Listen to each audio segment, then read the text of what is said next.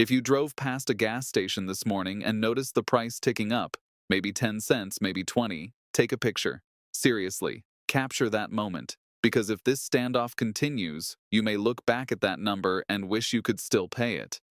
What you are watching right now between the United States and Canada does not look like a routine trade dispute. It doesn't look like diplomatic friction. It looks like two deeply integrated economies testing just how much pressure the other can take before something snaps. And if you're in the Midwest, that pressure could show up first on the glowing numbers at the pump. Let's walk through what actually happened, calmly, factually, because in moments like this, rhetoric gets loud and reality gets blurry. Yesterday afternoon, former President Donald Trump signed an executive order calling for a halt to final operational clearance of the Gordie Howe International Bridge. That bridge, spanning the Detroit River between Michigan and Ontario, is not just another border crossing. It is one of the most strategically important infrastructure projects in North America, designed to ease congestion, strengthen supply chains, and provide redundancy to the aging Ambassador Bridge. The justification given was national security, concerns about cargo screening and supply chain vulnerabilities. Critics say it was political leverage. Supporters say it was border enforcement. But regardless of motive, the effect was immediate uncertainty in one of the most tightly integrated trade corridors in the world. Within hours, Ottawa responded, not with fiery speeches or dramatic press conferences, but with something quieter, an announcement of an emergency integrity audit of cross-border energy infrastructure. That phrase sounds bureaucratic, technical, boring. It isn't. Because running beneath the Great Lakes are the steel arteries that keep much of the American Midwest functioning, pipelines that carry heavy Canadian crude into refineries in Michigan, Ohio, and Pennsylvania. One of the most well-known systems involved in cross-border energy transport is operated by Enbridge, including segments commonly referred to as Line 5. The flow didn't stop. That would be a diplomatic earthquake, but it slowed.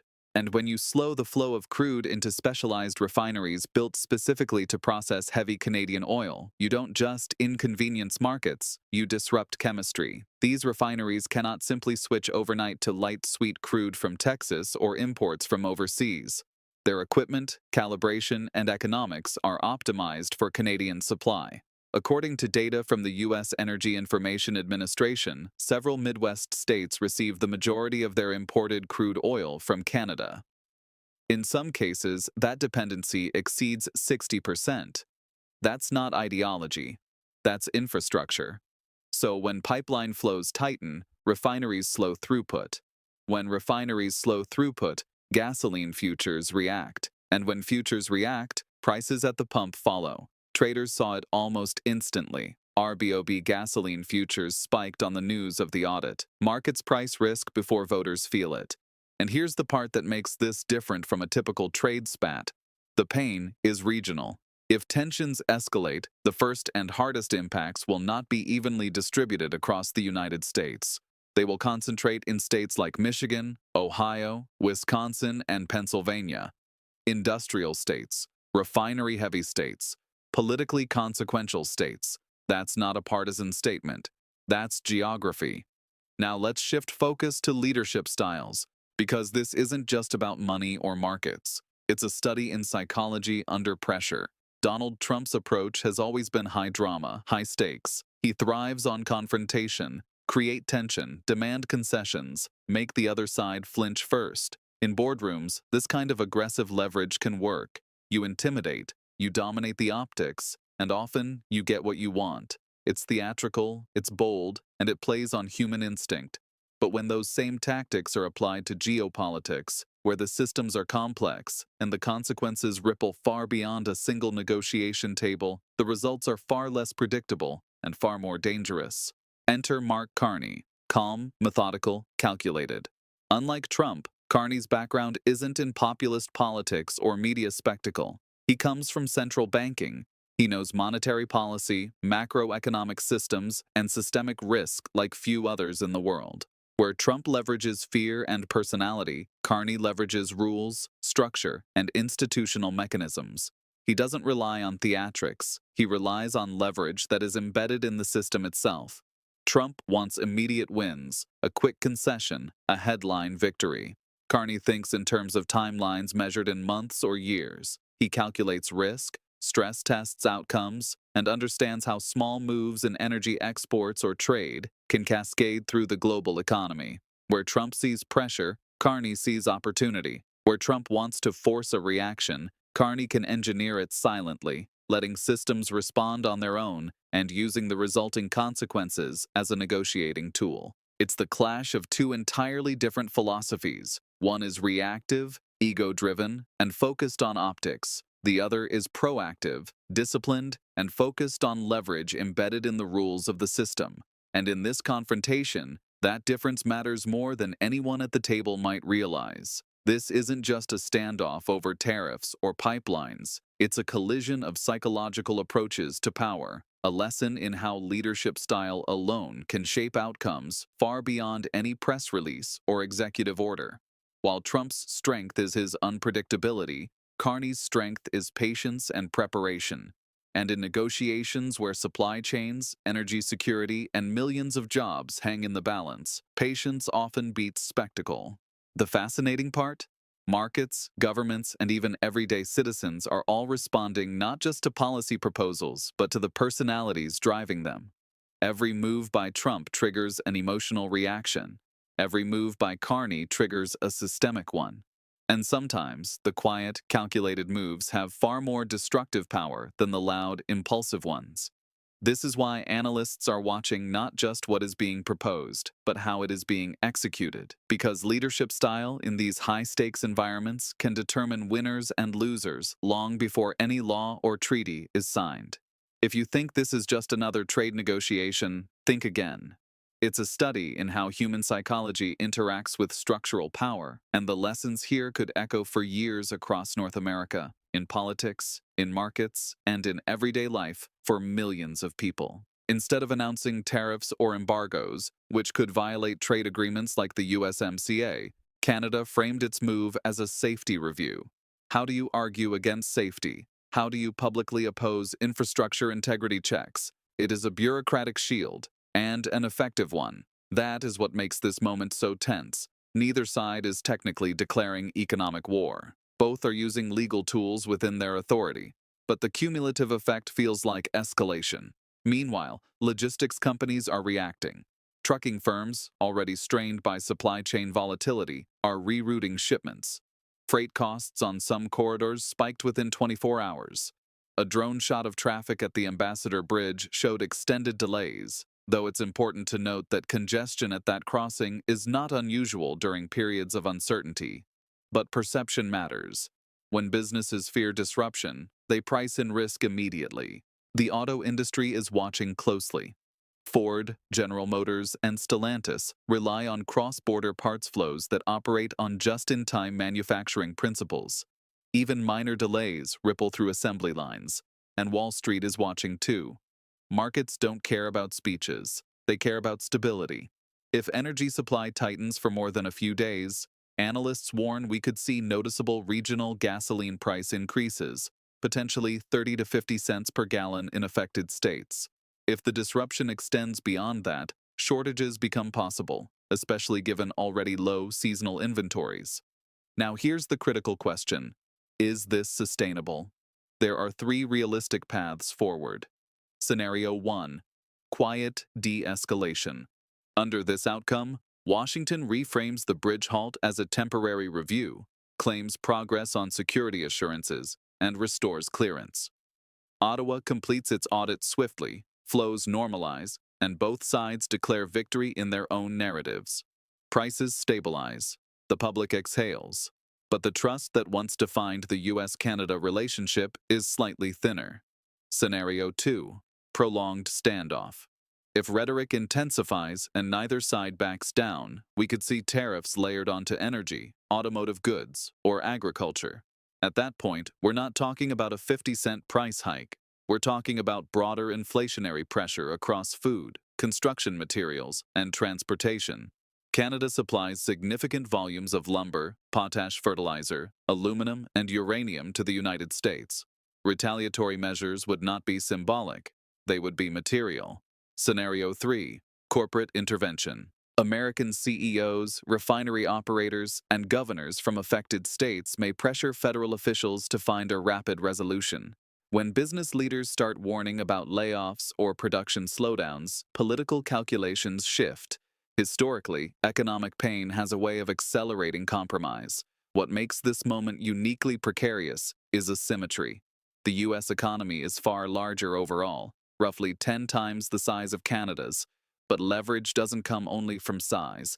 It comes from choke points. Canada controls key raw material flows into the American Midwest. The U.S. controls access to Canada's largest export market. Both sides hold leverage. The question is, who can tolerate disruption longer? And here's the uncomfortable truth. Regional pain can outweigh aggregate strength. If fuel prices spike sharply in politically sensitive states, pressure mounts quickly. Governors begin making phone calls. Lawmakers start breaking ranks. Federal authority can appear fragmented if state leaders seek direct communication with Ottawa to protect their economies. That doesn't mean federal collapse. It means federal stress. Zooming out further, even if this crisis resolves within days, something foundational has shifted.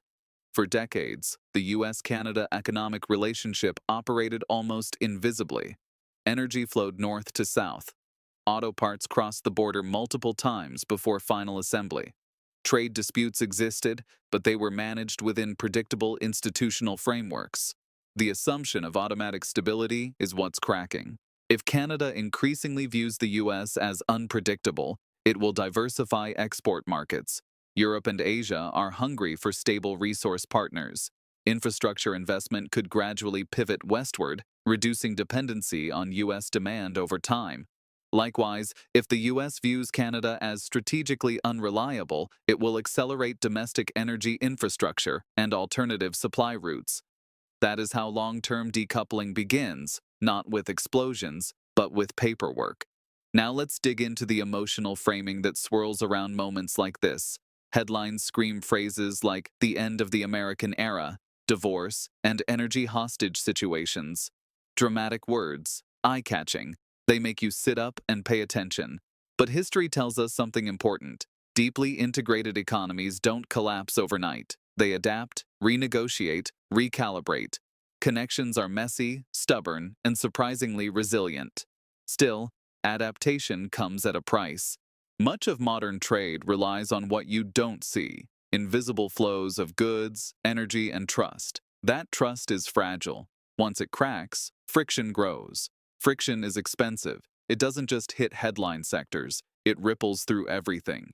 Gas prices rise, sure, but so does the cost of lumber for homes, fertilizer for fields, aluminum for cars, and the electricity powering factories and neighborhoods. The impact isn't always immediate. You might not notice the squeeze in the first week or even the first month, but risk premiums creep in quietly. Prices start reflecting uncertainty before a single truck is delayed or a pipeline slows. Markets anticipate scarcity, supply chains adjust preemptively, and suddenly what was predictable becomes volatile. This is the subtle power of friction. It compounds, it spreads, and it doesn't care about politics, speeches, or bluster. One misstep, one miscalculation, and the costs appear where you least expect them. In your wallet, your grocery bill, your commute, your heating bill in January. So while the rhetoric is loud and the headlines scream apocalypse, the real story is gradual, systemic, and insidious. Economies bend, but bending comes with strain. And that strain touches every corner of life, from homes to factories, from farms to power grids. It's a reminder that in these high-stakes conflicts, the drama isn't just on the news, it's built into the system itself, silently shaping outcomes long before anyone feels the first shockwave. So, what should you actually watch over the next 48 hours? First, official language from Ottawa. Every word matters. If the integrity audit timeline stretches longer than expected, that's a clear signal of escalation.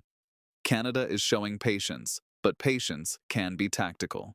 Second, federal response from Washington. Watch for any statements about bridge clearance or border operations. If shipments remain halted and no compromise language emerges, tension is ratcheting up. Every delay becomes leverage. Third, wholesale gasoline futures. These markets react before retail prices do. A spike in futures tomorrow could foreshadow higher costs at the pump weeks later. It's a subtle early warning system that most consumers won't see until it hits their wallet. Fourth, statements from Midwest governors. These state-level officials are often the first to feel political pressure. Their public remarks can foreshadow federal recalibration. When governors start pushing, Washington notices fast. This isn't about picking sides or rooting for one leader over the other. This is leverage in action. Donald Trump believes he can apply pressure through infrastructure control, slowing or threatening supply chains to force concessions. Mark Carney responds not with tweets or rallies, but through energy oversight and systemic mechanisms, carefully tightening screws that ripple through the market. Both are operating in legal gray zones, testing boundaries. Both are sending signals of strength. And right now, neither side seems eager to blink first. What happens next will not just be a story about politics. It will be a lesson in economic psychology, a demonstration of how modern leverage works when supply chains, energy flows, and political authority collide in real time. Keep your eyes on the official statements, the markets, and the governors, because in the next 2 days, every move will count. But energy markets do not care about pride. They care about flow rates. If the flow slows long enough, pumps feel it. If pumps feel it, voters feel it. And when voters feel it, politics changes. So is this a bluff? Possibly. Is it a calculated demonstration of interdependence? Absolutely. Are we watching the lights go out? No, not yet. But we are watching something rarer. A reminder that economic alliances are not permanent fixtures. They are negotiated relationships. And when negotiation becomes confrontation, the cost shows up in everyday life. Take that picture of the gas price if you see it ticking upward. Not because apocalypse is guaranteed, but because moments of economic inflection are easier to understand in hindsight than in real time. Right now, North America is testing the elasticity of its own integration. We'll find out very quickly how much stretch remains before something snaps. Drop your thoughts below. Is this strategic leverage or reckless escalation? And stay informed, because in situations like this, developments move faster than headlines can fully explain. I'll see you in the next one.